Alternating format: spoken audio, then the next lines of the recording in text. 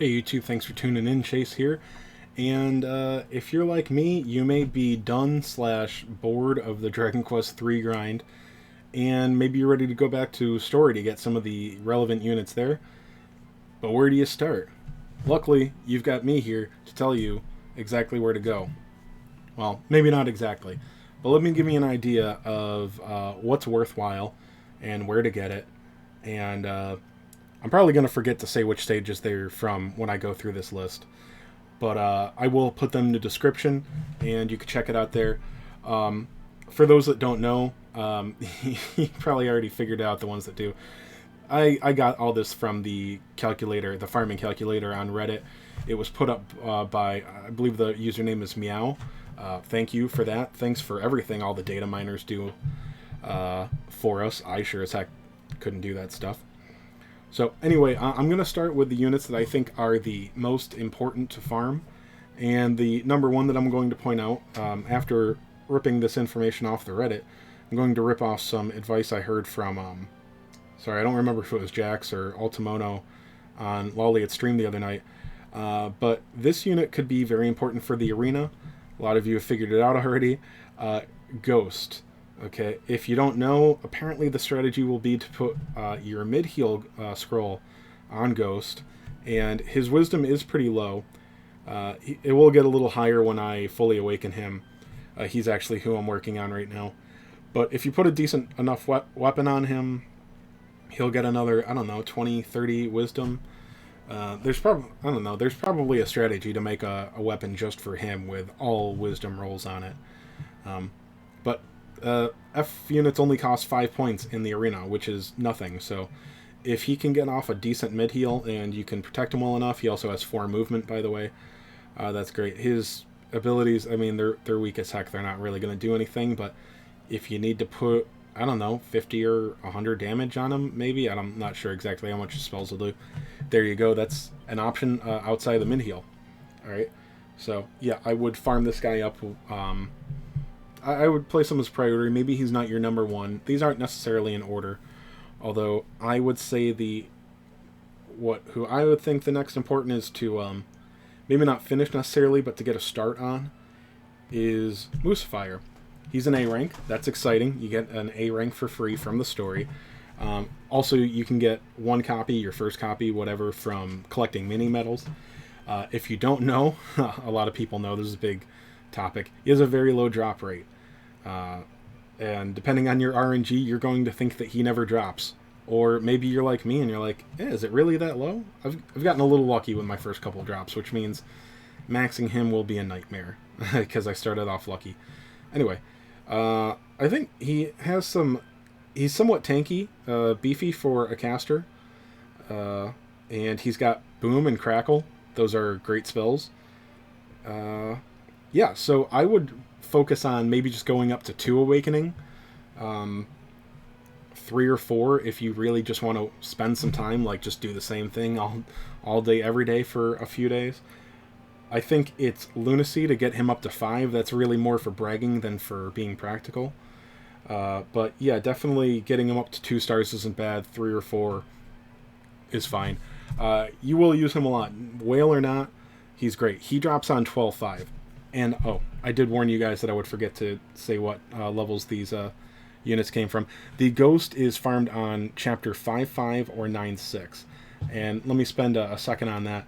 I list both stages because they have equal drop rates, although 9-6 costs 2 more stamina. Here's the thing, though. I would actually start on 9-6 if you care about leveling up your entire box, awakening-wise, because 9-6 only has 2 units in it. I actually, in my experience, I got a lot more out of... Sorry, I jiggled my cord. I got a lot more ghost drops out of 9-6 because the only other unit there is... sorry. Sometimes flipping it helps. The only other unit there is the D rank Mandrake Major, I believe. So maybe once you get him up to 4 or even 5-star Awakening, then I would switch over to 5-5. I didn't have much luck there, but he's supposed to have the same chance. But while you're farming him there, you're also going to get Teeny Sanguini, Stump Chump, and something else that's useless, mostly. Sorry, somebody will yell at me for calling a unit useless, but yeah, those ones are all useless. Alright, so next up, I'm not sure exactly how relevant this guy will be. He's got a pretty darn high attack, and again, a low drop rate. Sorry. A great Sabrecat. Once again, get this guy up to Awakening 1, 2, 3, however patient you are. There are other things that are, I would call a higher priority than once you get him to a certain Awakening level. But he's got a, I've heard, I haven't leveled mine yet, I've heard he's got a very high attack for a free-to-play unit. His skill set is not great. Marshall is really wasted on something with an attack as high as his is. But you can put a scroll on him. He's also 4 movement, so, you know, he's probably going to be a glass cannon, but he should be fairly strong, especially when you're trying to stay free to play. I don't know how bees are going to go into arena with the weight cost, but maybe he's good there. Okay, so next up, oh, you know, I would actually put this guy ahead of the Great Sabrecat, especially since he should be significantly easy to farm. This guy you're going to want to get up to rank 4. He's just an E rank. Leery Lout, good old Leroy. Okay, if you've watched any of Platt's free-to-play guides, you've seen this guy in a couple of the videos. He's very good, especially for an E rank. I think he actually may be very viable in arena because E ranks are going to cost, what, 10 or 15? I know F's cost 5, so he's 10 or 15 points. If he can take a couple of hits off your stars, that's very worthwhile. Now, outside of the arena, if you were smart enough to farm Wordle, or if you haven't, do it. Go farm Wordle now before any of this junk. Go farm Wordle up. Get him up to at least Awakening 4. Anyway, if you need to use him on a stage where he's resisting crack, Wordle also resists crack, so use Wordle. The only thing is that if it's going to be some 15 or 20 stage fight, maybe you do have to use Leary Loud, because cover is a lot cheaper than Selflessness on Wordle.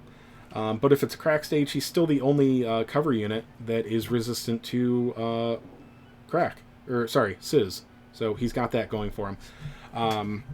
But even if you want to max this guy out, if you want him to be the best possible, you can see I haven't been smart enough to do it already. I'll prioritize him next. But you want to get him up to at least Awakening 4 so that he gets both of his resistances at heavy. You can see only my crack is at heavy. Sizz, still half. Alright, so after this guy, those were all... Oh, and sorry, Leery Lout can be farmed on 9.5 and 9.7. I haven't started him yet. Those stages both have... They're the same stamina cost, and they're the same drop rate. So it's really your choice. Look at the other units that are available there. Try to avoid the stages where the other units... Maybe you have a unit that's already at Awakening 4 or max. Avoid that one, possibly. You know, think about it yourself, but they're both equal. Alright, so next I'm going to say... Again, I don't know how a C rank is going to go in Arena. Perplatypus is absolutely in love with this guy. You've probably figured it out already. We are talking about... Where'd I put him? Oh yeah, he's all the way at the bottom because I haven't leveled him yet. Sabercub. Or Tigercub, sorry. He's a C rank with a ridiculous attack stat. And if you are going against a demon unit, he does... At level 1, it's 270%. I believe it goes up to about 400% at max rank. Okay, it's going to do very good damage to a demon unit. I think his attack is well over 300 at max level. So, yeah, if you're going against an arena team with a demon, again, oh, this guy also has 4 movement. He's going to be fantastic. He can be farmed on 7.5. Okay. And then, again, I'll stick with Platt's favorite right now. If you've seen his clear videos for the Hell Tiers, you've seen plenty of this guy. We've got Dracolite. Okay, this guy must be pretty easy to farm because I haven't farmed him on purpose yet. Or he's on a stage with somebody else. I can't recall. Okay, this guy, he's a C rank. Does he have... He's just moved 2. He's got Snooze and Boom. Okay, Boom is... again, this isn't... A lot of C units will have the lower tier spells, or only the single target ones. He's got Boom. That's a strong spell. Okay, his Wisdom is nothing crazy. I don't know how it ranks among other C tiers, but he has Snooze and the ability to do relevant damage, because remember, weaker physical units are still resisted by defense. So if defense is too high, you're doing almost literally no damage, very low damage. Wisdom gets resisted by nothing, so he's always going to do a couple hundred damage. Maybe only mid 100s. I don't remember, but he does significant damage. But generally, you're bringing him to put something to sleep. Scrolls, I'm not sure. There's probably some scroll that's perfect on him. Maybe you throw your sap scroll on him, something of that nature. But anyway, that's up to you. I think he's available a lot of places, but the best one that was listed on the guide is 15-4. Oh, you know what? I think I remember people talking. I think that's where the Tusketeer is. Tusketeer is a free-to-play B rank, but he's not very good. But I don't know, if you want Drackymas, go farm that stage. You'll maybe get a couple. It's another one with a very low drop rate. Speaking of B tiers with very low drop rates, I'm just going to go over these guys together. They're honestly exactly the same. I think they even both have Sis type spells. Alright, Beleth and Wacolite. Okay? Both very low drops. Again, get a couple Awakenings on them. Don't be crazy and go for 5 while you have other relevant things to farm. He's got Sizzle and Kabuff. You'll never use Sizz. Unless he's out of MP in a very long fight. And then Beleth. I believe Beleth has the lowest drop rate out of all these units. He's got Frizzle and Sizzle. Apparently Frizzle is pretty rare amongst free-to-play units. That's why Drakeslime was such a big deal. But yeah, Drakeslime is better than this guy for the most part. Unless you need Frizzle and Sizzle. Both. But yeah, they're both 2 units, 2 movement. I think they have respectable Wisdom. I don't think it's anything crazy, but it's good enough. But yeah. Alright, so let me go down my list. You see this guy. Hopefully you were smart enough to farm him in the last event. I didn't feel like it, and I was too busy with the other one, so I've only got mine and Awakening one. Medislime. If you're looking for a B rank healer, Hades Condor is significantly better. But if you can't use, perhaps if you're talking about Arena, maybe you see that you need Medislime's resistances instead of Hades Condor, or you really need his martial skills to do a tiny little bit of damage to something when he's not healing. He is not useless. But I would still put him as a low priority to farm, but among all the relatively useless units in story mode, he towers above them in usefulness. So go ahead and try to get a couple of Awakenings in him. Very low drop rate. It was only 10% in the event, although I kind of wish I'd gotten a couple more levels in him now. Okay. Let's see. I think I've got one more that I put on here. This isn't something I hear people talk about most. Maybe I'm completely wrong about this guy. But if you've done all that other stuff, I think before all the other useless junk in there, I'd farm a Jargon maybe. He's got decent HP for a C unit. He's got a moderate breath spell, and he's got Shove. Shove? Honestly, I'm bumping my opinion up of him. I forgot that he had Shove. Shove could be very relevant in the right situation. I'm not going to go into that too much now. We don't really have any examples of it right now. A lot of bosses are resistant to being shoved or pushed. Or pulled, rather. But I think he's probably worth getting a few Awakening levels on before you start just going for Awakening levels purely out of CP. Alright, so that is everything that I thought was relevant out of the story.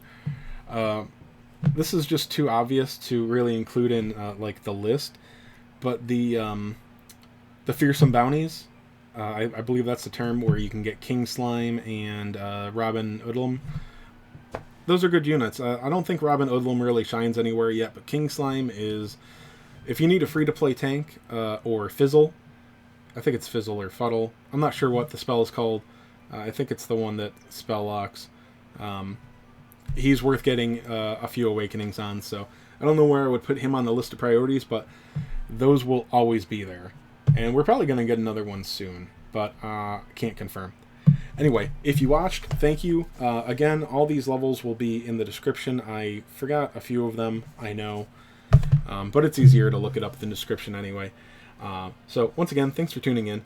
I'm up over 100 subs now. That's really exciting. It would be so much easier and helpful and rewarding to make content if I can get up to 1,000 subs. So if you're not subbed, please do. And for anyone that feels like it, I did make a Patreon last night. The link is in the description. I really don't know anything about Patreon, so if you're interested in there, you can go check it out. Even if you don't want to throw money at some scrub YouTuber like me, maybe you can... there's a public poll on there to vote for what you'd like to see on there, so even if you just want to put your opinion on with no inclination of ever joining, please do that. It would really help me out, because I don't know. I'm going to learn, but I don't know anything about Patreon yet. So, anyway, thanks for tuning in, guys. Keep grinding. Good luck. And, well, I'll tell you, I'm looking forward to the DQ4 event. So, get ready for that, guys. Have a good night.